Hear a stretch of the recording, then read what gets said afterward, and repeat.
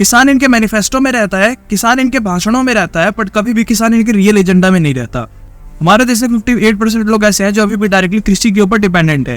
तो जब इतनी बड़ी पॉपुलेशन कृषि के ऊपर डिपेंडेंट होती है तो वहां पे होती है वोट बैंक की राजनीति चालू। जितनी भी गवर्नमेंट आई है सबने अभी तक एक ही राग आलापा है कि पहले किसान कच्चे में रहता था, हमने पक्के में कर दिया। बट असलियत यह है कि पक्के में सिर्फ वही लोग रह रहे हैं जिनके घर वाले या तो अब्रॉड चले गए हैं या कुछ और काम करना चालू कर दिया है। किसान से ये गवर्नमेंट, ये हिंदुस्तान पाकिस्तान हो गया। बहुत मारनी है, लठ नहीं मारने, समझ गए। देश के लिए अन्न उगाते हैं, उसको देश का पेट भरते हैं, और इन्होंने हमारे लिए जो है किलों की जो फसल है वो हमारे लिए उगा रखी है हमारे सामने।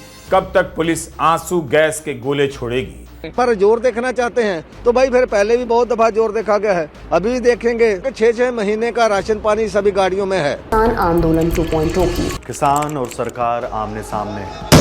भैया हमारे पास ज्यादा टाइम नहीं है तो हमको जल्दी से बता दो और समझा दो कि कौन सही है और कौन गलत है। भाई मैं यहाँ पे ओपिनियन देने तो बैठा नहीं, तो मैं बताऊं कि भाई ये सही है ये गलत है। सही कौन है गलत कौन है ये डिसाइड करना आपके हाथ में। मैं आपको बस ये बताता हूँ कि देखो किसानों की 12 मांगे हैं, 12 की 12 मांगे बताने में बहुत ज्यादा टाइम लगेगा, इसलिए वो स्क्रीन पे आपको दिख जाएंगी। यहाँ पे मैं आपको शॉर्ट में बता देता हूँ कि क्या क्या मांगे। सबसे पहली मांग है एमएसपी को लीगलाइज किया जाए। एमएसपी क्या होता है? एमएसपी एक न्यूनतम समर्थन वो मूल्य होता है जिसके ऊपर जो किसानों की फसल है उसको सरकार लेती है। ठीक है, सिंपल सी बात है। अब किसान कह रहे हैं कि C2 + 50% का फॉर्मूला अपनाया जाना चाहिए एमएसपी को कैलकुलेट करने के लिए। C2 + 50% क्या होता है भैया? मतलब कि अगर आपको 1 किलो गेहूं उगाने में 100 रुपए की कॉस्ट आई है तो 100 रुपए + 50 रुपए यानी कि 150 रुपए में सरकार जो है आपका वो गेहूं ले ले। अब कई लोग ऐसा मानते हैं कि ये तो पॉसिबल ही नहीं है, उन सब डिबेट में हम नहीं जाएंगे। सेकंड डिमांड क्या है कि जो भी लोग 58 के से ज्यादा हैं किसानों में उनको 10,000 रुपए पेंशन मिलनी चाहिए। थर्ड इज क्या है कि जितने भी लोगों के लोन्स हैं उन सभी लोन्स को माफ किया जाना चाहिए। और उसके बाद एक और डिमांड क्या है? WTO से भारत बाहर आ जाए। अब WTO से बाहर आ जाए उससे किसानों का क्या फायदा? WTO है वर्ल्ड ट्रेड ऑर्गेनाइजेशन। अब ये जो है ये फ्री ट्रेड को सपोर्ट करते हैं। अब इसमें ये कहते हैं कि जब कोई भी देश WTO का पार्ट होता है तो वो उस देश के ऊपर सर्टेन रेस्ट्रिक्शन लगाते हैं कि आप इससे ज्यादा किसानों को या किसी को भी इतनी इससे ज्यादा सब्सिडीज नहीं दे सकते, क्योंकि अगर आप इससे ज्यादा सब्सिडीज देंगे तो उससे क्या होगा? वो फ्री ट्रेड को अफेक्ट करेगा। एंड यही चीज किसान नहीं चाहते, वो चाहते हैं कि उन्हें भर के सब्सिडीज में। एंड और भी बहुत सारी डिमांड्स है, वो सब आपको यहाँ पे स्क्रीन पे दिख रही होंगी, आप उसमें से देखकर पढ़ सकते हैं।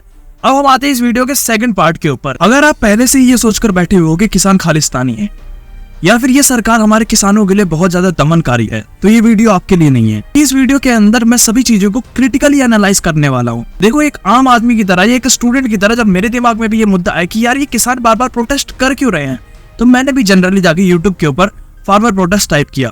एंड उसके बाद जो मुझे मिस इन्फॉर्मेशन देखने को मिली वो नेक्स्ट लेवल थी। या तो हमारे पास कुछ ऐसे लोग हैं जो बिल्कुल ही प्रो नेशनलिस्ट हैं, या कुछ ऐसे लोग हैं जो कि हमारे सामने बिल्कुल ही अलग पर्सपेक्टिव रखते हैं। लाइक बोलते हैं कि ये किसान जो है ये खालिस्तानी है एंड अदर थिंग्स। लाइक एक तबका, अगर मैं बहुत सिंपल वर्ड्स में बताऊं तो एक तबका ऐसा है जो किसानों को सपोर्ट कर रहा है और एक तबका ऐसा है जो किसानों को सपोर्ट नहीं कर रहा है। अब मैं आपको दोनों साइड्स के पर्सपेक्टिव बताता हूँ। तो किसानों को सपोर्ट कर रहे हैं उनका कहना ये है कि किसानों के साथ ऐसा व्यवहार क्यों किया जा रहा है, वो इसी देश के नागरिक ही तो है। आने से पहले ही रोक दिया, बात करने को ही तैयार नहीं हो। पॉइंट यहाँ पर यह है कि एक पीसफुली प्रोटेस्ट करने वाले आम इंसान को सरकार इस तरीके से ट्रीट करे, क्या ये सही है? तो दिल्ली जाके प्रोटेस्ट करना चाहते हैं तो उन्हें प्रोटेस्ट क्यों नहीं करने दिया जा रहा? उनके रास्ते में कीलें क्यों बिछाई जा रही है? उनके ऊपर आंसू गैस के गोले क्यों मारे जा रहे हैं? इस तरह की बातें सामने आती हैं। सेकंड नंबर पे वो लोग होते हैं जो किसान आंदोलन को अपोज कर रहे हैं। अब वो लोग क्या कहते हैं? वो लोग बोल रहे हैं कि भाई किसान आंदोलन 2.0 के अंदर जो इन्होंने डिमांड्स करी है वो कम्प्लीटली इरेशनल है, यानी कि इनकी जो डिमांड्स है उनको माना ही नहीं जा सकता। हम लोग इन लोगों के साथ रहना ही नहीं चाहते, ये लोग जुल्म करते हैं हमारे से। फसल जुड़ जाने ऐसे खालिस्तान बना के अपना। इनकी मांगे भी ऐसी है कि फुलफिल करना ही इम्पॉसिबल है। फसलों पर MSP चाहिए, 10,000 रुपए प्रति माह की पेंशन चाहिए बुजुर्गों के लिए, 700 रुपए मनरेगा में 200 दिनों के लिए चाहिए, बिजली बिल माफी चाहिए, डीजल सब्सिडी चाहिए। 2023 में भारत का पूरा बजट था 45 लाख करोड़, जो कि कुल सरकारी आमदनी से 6% अधिक है। फिस्कल डेफिसिट जिसको कहते हैं। किसान जो मांग रहे हैं उसका अतिरिक्त भार आता है 36 लाख करोड़। ऐसी मांगे सुन के गवर्नमेंट भी सोचती होगी मार ले भाई, मार ले मार ले भाई, मैं पीछे होकर खड़ा हूं, मार ले मेरी। और ऐसी कुछ डेंजरस एलिमेंट्स होने के बावजूद वो कहते हैं कि जो MSP की उनकी डिमांड है, लाइक आपको पता है उन्होंने बोला MSP को लीगलाइज किया जाए। उन्होंने बोला कि ये डिमांड तो बिल्कुल ही गलत है क्योंकि लीगलाइज किया ही नहीं जा सकता, क्योंकि हम प्राइवेट प्लेयर्स को फोर्स नहीं कर सकते कि आप गेहूं को इस दाम पे लो। अब सबसे पहले मैं आपको समझाता हूँ MSP होता क्या है। MSP होता है उसको 3 तरीके से कैलकुलेट किया जाता है। किसानों ने जो फॉर्मूला बताया MSP को कैलकुलेट करने का वो है C2 + 50% का, यानी कि अगर मान लीजिए 1 किलो गेहूं को उगाने में 100 रुपए की कॉस्ट आई है तो उसमें 50 रुपए ज्यादा है, यानी कि 150 रुपए का प्रति किलो गेहूं बेचा जाना चाहिए। ये एक बहुत सिंपल सी बात है जो उन्होंने कही है। अब वो कह रहे हैं कि सरकार ये दाम तो ऑलरेडी दे रही है एमएसपी के ऊपर, क्योंकि इंटरनेशनल मार्केट में गेहूं की कीमत 18 रुपए प्रति किलो है, जबकि उन्हें हमारे देश के अंदर जो गेहूं है वो 22 रुपए प्रति किलो के हिसाब से बेचा जा रहा लिया जा रहा है सरकार के द्वारा ऑलरेडी। तो उन्हें और क्या चाहिए। अब यहाँ पे एक ट्विस्ट आता है। अब ये यूट्यूबर्स जो अपोज कर रहे हैं किसानों का, वो आपको ये चीज नहीं बताएंगे कि एमएसपी पे कितने फार्मर्स का गेहूं एक्चुअल में लिया जाता है। देखिए होता क्या है कि हमारे देश में स्टोरेज की फैसिलिटी उतनी ज्यादा नहीं है, ये सबको पता है। तो जब किसान अपनी फसल लेके जाता है पीएमसी मंडीज के अंदर, तो वहां पे जो गवर्नमेंट के फार्मर्स होते हैं या ऑफिशियल्स होते हैं वो ऐसा कहते हैं कि हमारा स्टोरेज ऑलरेडी फुल हो चुका है, हम आपसे और गेहूं नहीं ले सकते। और उसके बाद उनके पास सिर्फ एक ही तरीका बचता है कि वो जो गेहूं है वो उसको प्राइवेट प्लेयर्स को दें, या फिर वो जो वही जो ऑफिशियल्स हैं या किसी दूसरे तरीके से उनसे गेहूं लेते हैं कम प्राइस में। ऑफिशियल्स हैं वही उनसे वो गेहूं बहुत कम प्राइस में ले लेते हैं बाहर जाके।